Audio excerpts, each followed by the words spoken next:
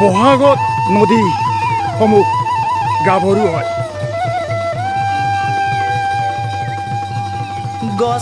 নদী অলৰেডি গাভৰু হৈ পৰিছে।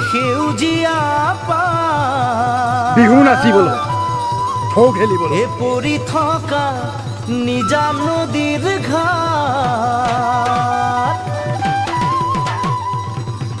পুৱাতে উঠিলৈ লাহনিখন কান্ধত লৈ অ নব গৰু গা ধুৱাবলৈ যাওঁ, অ নব গৰু গা ধুৱাবলৈ যাওঁ।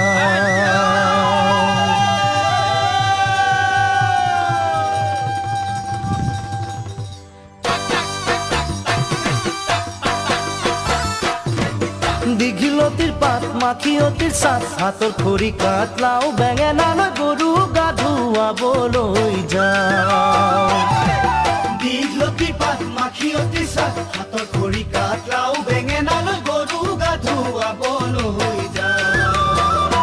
আহিয়ে পাব লাগিব কিন্তু চুৰিয়াখনৈ ককাইদেউৰ পাঞ্জাবী চোলা উমলি জামলি পাগল দিয়া যাবদে লাগিব আজি আমাৰ গাঁৱৰ এনেকৈ খাই খাই আছে গৰু বিহু।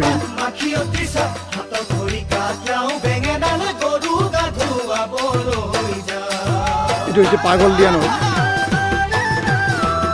এইটো হৈছে মঠুৱাৰী।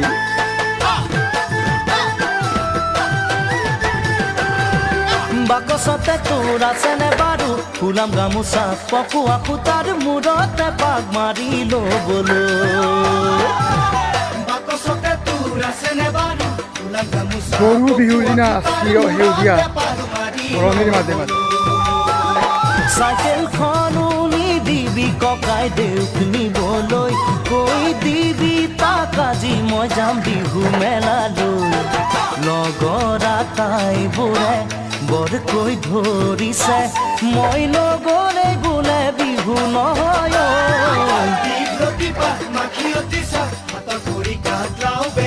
যিহেতু আজি গৰু বিহু অৰ্থাৎ বহাগ বিহুৰ প্ৰথম দিন, এই গা পা ধোৱাৰ পিছত গৰুৱে মানে আনন্দতে পথাৰত ঘাঁহ খাবলৈ ল'লে। পুৰা তেওঁলোকৰ আনন্দ, কাৰণ তেওঁলোকক গা ধুৱাই দিছে, গা পা ধুৱাই দিছে, স্কিন পৰিষ্কাৰ হৈছে।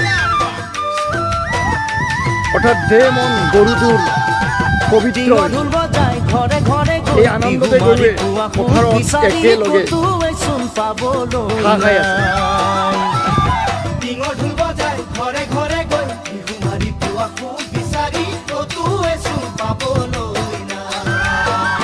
সেই যে নামঘৰৰ চোতালৰে বগলী পৰিছে, আজি হেৰালে জানো নবু সময় সলনি। বগলী আহিছে জোনবাই নাহৰৰে কণী খাবলৈ, যিহেতু গা পা ধুৱাই দিছে, কণী অলৰেডি নাই, সেইকাৰণে বগলীয়ে গুচি গৈছে।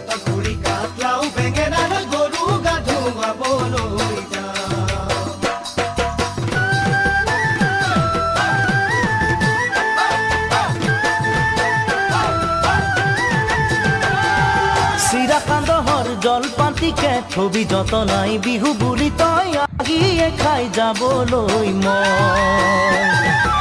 প্ৰকৃতিৰ নিৰ্মল ৰূপে হৈছে বহাগ।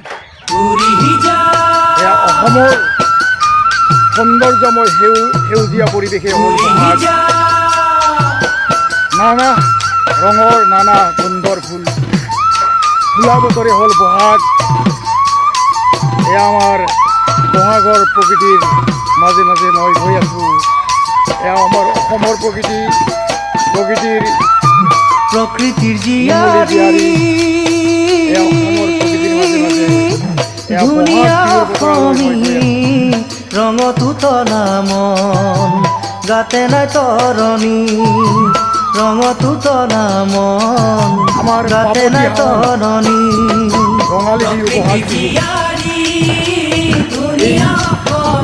বিহুৱে ৰঙতো প্ৰকৃতি পৰিৱৰ্তন কৰি গাতে নাই তৰণি ৰঙতো তলা মন গাতে নাই তৰণি বৰনৈ পাৰতে